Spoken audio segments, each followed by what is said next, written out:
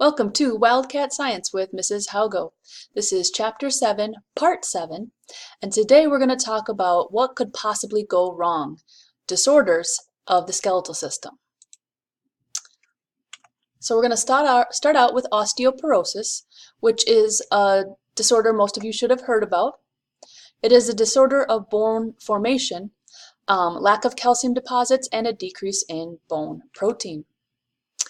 There is an increase in the breakdown of bone tissue without an increase in bone building. So the osteoclasts are doing their job, but the osteoblasts are not. So we do not have homeostasis. There is more bone being broken down than being rebuilt. This causes fragile bones that will break easily. And it is more common in postmenopausal women. The early stages of osteoporosis are considered osteopenia, and this is most often in postmenopausal women, but you could also find this in young people. Perhaps boys and girls with anorexia could have osteopenia. So prevention, what can we possibly do? Get enough calcium throughout your life, get enough vitamin D through sunshine or fortified foods or supplements, and get exercise, because exercise is really important for helping your bones rebuild themselves. Keep with that cycle of homeostasis. If a person has osteoporosis, how could we possibly treat it? Well, medications are available for osteoporosis, but the effectiveness is in question. There is some debate about the level of effectiveness for them. So then prevention is the best option. A second bone disorder we're going to talk about is scoliosis. Scoliosis is a structural deformity, and it is a lateral curvature of the spine. It occurs in the rapid growth of teens, and for some reason it is more common in girls than boys. So there isn't anything particularly to do to prevent this, but looking at treatments, we'll talk about treatments. If you are curious in looking at some pictures, you can look on page 150. So treatments, monitoring. A lot of these moderate scoliosis will be resolved after you kind of like grow a little bit more. So a lot of doctors will just monitor and see how it progresses. If that is not enough, there is surgery that can be done on the spine, and also the person can wear a brace that will correct the curvature. So let's look at some pictures of a person with scoliosis. You can see that there is a large lateral curvature of the spine. And you can also see one in this picture, and then a different one in that picture. A third and final type of bone disorder is a bone fracture, which of course can happen to anyone. There are several types of bone fractures: a green stick fracture, which is an incomplete break, and a fissured fracture is an incomplete longitudinal break, a comminuted fracture, where the break shatters the bone into many pieces, the transverse fracture, where it is a complete break in the transverse plane, and an oblique fracture is a complete break at an oblique angle. And then a spiral fracture is a break caused by twisting. So looking at some pictures of the breaks, we said a green stick fracture is incomplete and is on the convex surface. And then a fissured fracture is an incomplete break on a longitudinal axis. And then the comminuted is where the bone is shattered. The transverse fracture is complete all the way across at a right angle. Oblique is complete and it's at an angle. And then a spiral fracture is caused by twisting the bone. Perhaps a athlete is hit at an angle when they're turning, and then that could be a reason for a spiral fracture. Whenever a fracture occurs, your body will try to heal it in 3 steps, kind of a reaction to the break, repair, and then remodeling the bone. I have never broken a bone, so I haven't been able to witness this firsthand, but it does seem pretty amazing. So when a fracture occurs, there is a lot of trauma to this localized area and there's a lot of blood cells. And then the capillaries kind of constrict off and make a blood clot to stop the bleeding. So blood escapes from ruptured blood vessels and form a hematoma here. And then that's a reaction. And then in the repair stage, this periosteum has been repaired. And then there is fibrocartilage.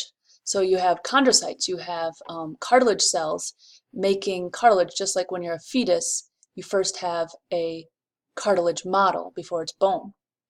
So, and then that becomes calcified and becomes spongy bone to reconnect where the fracture was. Spongy bone forms in the region close to the developing blood vessels, and fibrocartilage forms in more distant regions. And then the repair stages continue, and there's a bony callus, which is first spongy bone, and then it becomes compact bone as more mineralization occurs, and that replaces the fibrocartilage that was there right away. And then the remodeling happens in kind of more long term. It could be a couple of years before your bone is reshaped back to where the original shape was. So the osteoclasts remove excess bone tissue, restoring new bone structure much like the original.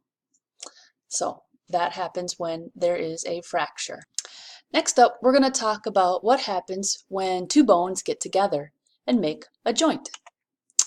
There are over 230 joints in your body. If you remember, that is more than the number of bones. Joints are grouped by the material between the bones, and also they are grouped by the range of movement that can happen at that joint.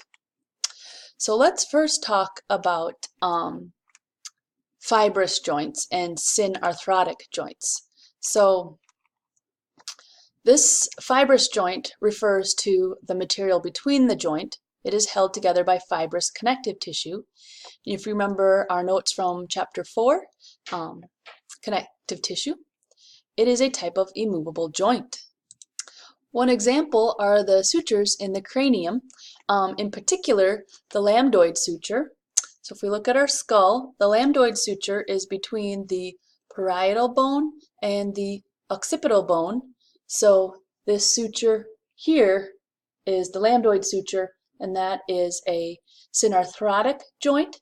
It is in a movable joint. You cannot move those two bones in connection with each other. And it's also called a fibrous joint because it is held together by fibrous connective tissue. A second type of joint is a cartilaginous joint, also referred to as an amphiarthrotic joint, and it is held together by cartilage, and it is slightly movable.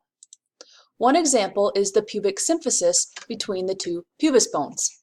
Looking at our skeleton, you see between the two pubis bones there is a little bit of cartilage, and then this bone, you can't voluntarily move that joint, but it is a little bit flexible through movement, and particularly in childbirth. Let's take a look at a picture of a fibrous joint or a synarthrotic joint. And this is a suture, an immovable joint made of fibrous connective tissue. And this one happens to be the suture between the parietal bone and the temporal bone, which is the squamosal suture. Next up, we're going to look at some pictures of our cartilaginous joints or amphiarthrotic joints. And they are made of cartilage. And there are a couple of different ones here. One is the joint between the ribs and the sternum. There it is filled with cartilage, as we know, and it is slightly movable. If I told you to move your sternum compared to your ribs, you can't do it a whole lot, but luckily we can do it some, like when breathing. Again, we talked about the cartilaginous joint between the two pubis bones, the pubis symphysis. And then there's also cartilaginous joints between each vertebrae with this band of fibrocartilage.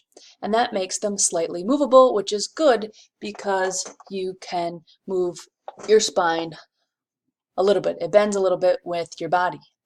Next up, we're going to talk about the third and final type of joint, the synovial joint.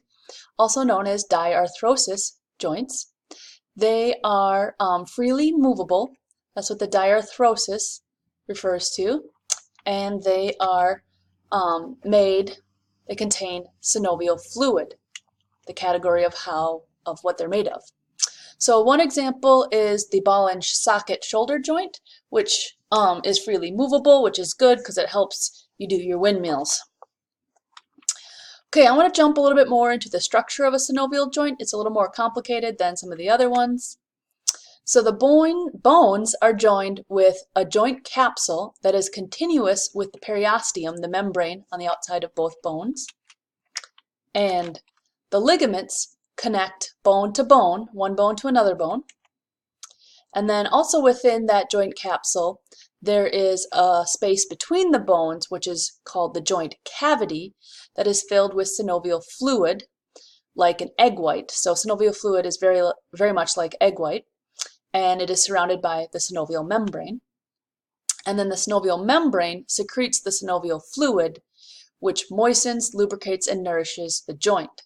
So without that joint capsule and the synovial fluid and the synovial membrane, the joints would rub together too much and the bones would break themselves down. Also, the bones are covered in articular cartilage to help with compacts, when bones hit each other. So let's take a look at the synovial joint. So the two bones are connected in a joint capsule, which includes, there is a ligament that connects one bone to another bone, and then the bones have articular cartilage that helps cushion each bone on the end, on the epiphysis of each bone. And then in between the bones, there is the joint cavity, which is surrounded by the synovial membrane, and then inside is the synovial fluid. So some synovial joints have even some more added protection in the form of bursa and meniscus. So a meniscus is a crescent-shaped cartilage, just like the meniscus in a graduated cylinder is that crescent-shaped line. And the job of meniscus is to add cushioning. Some examples are the medial and lateral menisci in the knee. So you have some on the inside and some on the outside of your knee. And then bursae is a fluid-filled sacs around the joint, and their job is to ease movement. And those are also found in many joints, particularly around the elbow and around the knee, so joints that need extra cushioning. Question for you, some medical terminology is, what would bursitis be? In our next video, we're going to tackle movement at joints. What movements do those joints allow us to do? See you then. Bye.